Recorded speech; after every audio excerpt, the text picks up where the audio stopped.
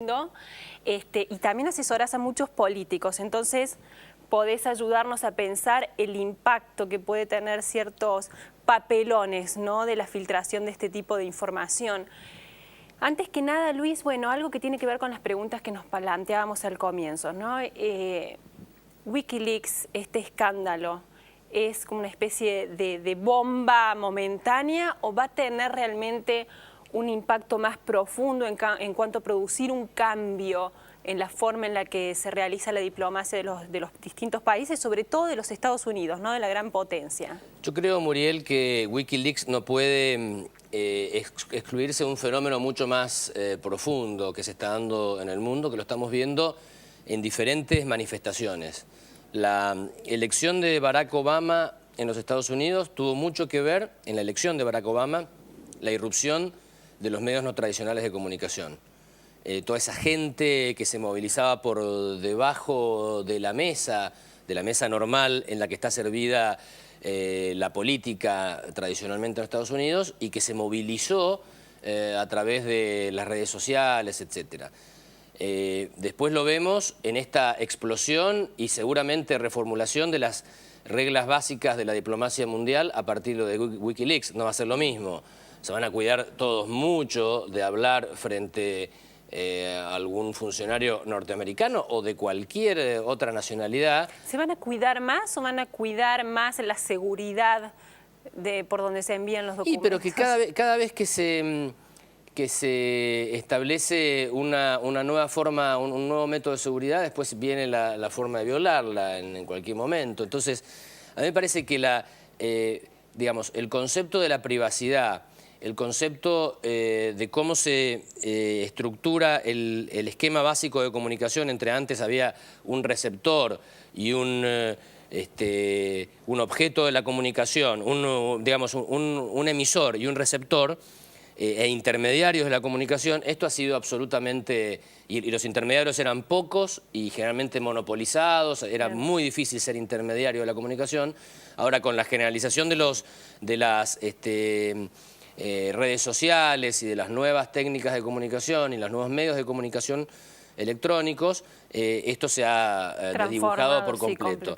Sí, pero también todo esto que se está dando en los últimos días en los países árabes, es decir, me parece que hay una revolución absoluta, son las consecuencias de esta democratización impresionante de la información que se está dando en la humanidad, en toda la humanidad, a partir de estos medios nuevos y a partir de que todos tenemos en nuestro poder esto.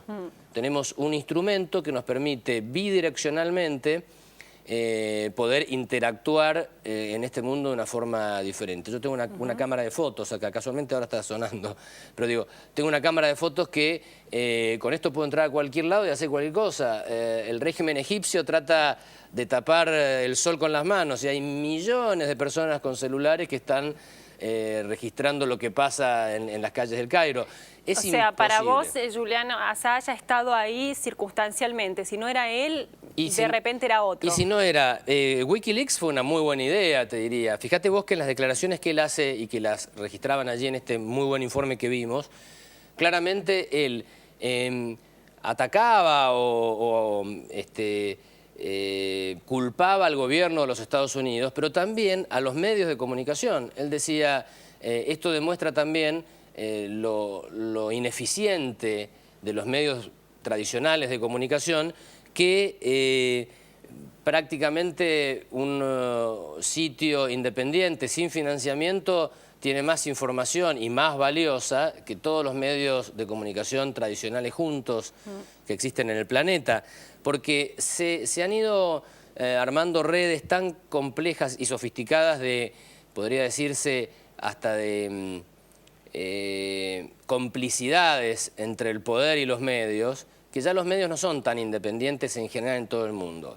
Claro. Hay, o por lo menos hay códigos, si es que no hay dineros de publicidad o intereses dando vuelta. Entonces, sí, un medio que irrumpe así de la nada y que se puede dar el lujo de informar por informar, claro, sin ningún sentido, porque en realidad esto era lo de Wikileaks, es todo, ponemos todo.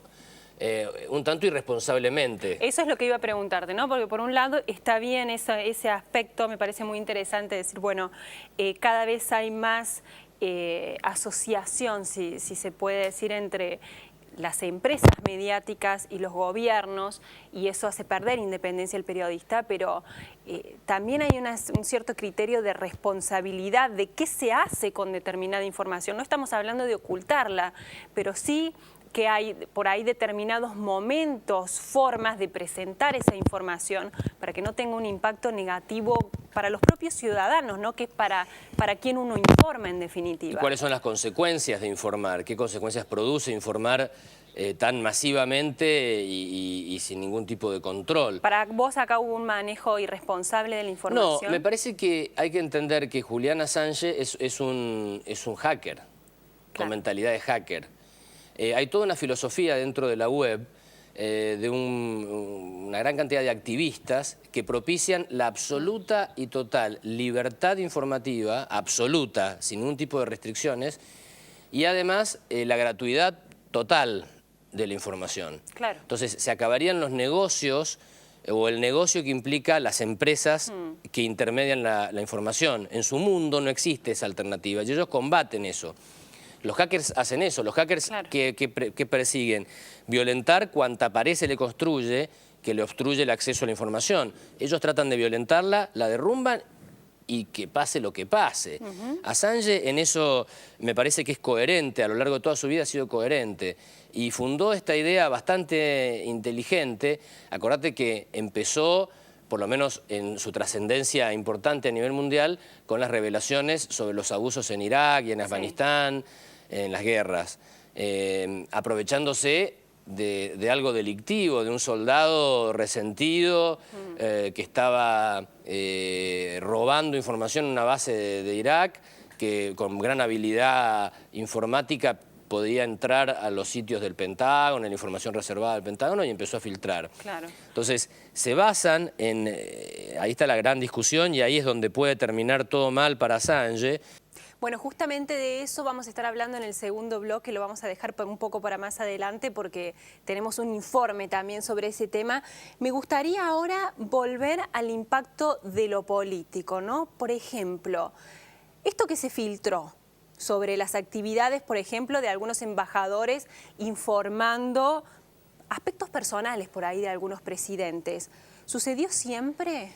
Siempre existió, Muriel.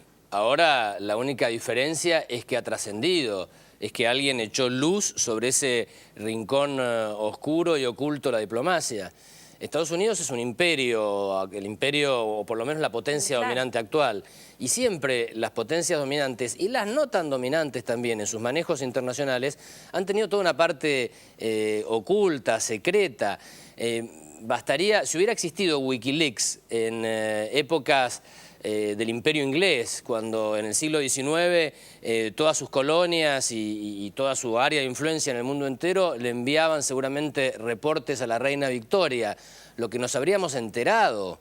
De hecho, cuando el gobierno inglés cada 40 o 50 años, o 60 años creo que es el Foreign Office, libera la información del secreto diplomático, ahí todos los historiadores se ponen a ver la realidad, qué pasa, qué hay, y se encuentran cosas increíbles de confabulaciones, conspiraciones.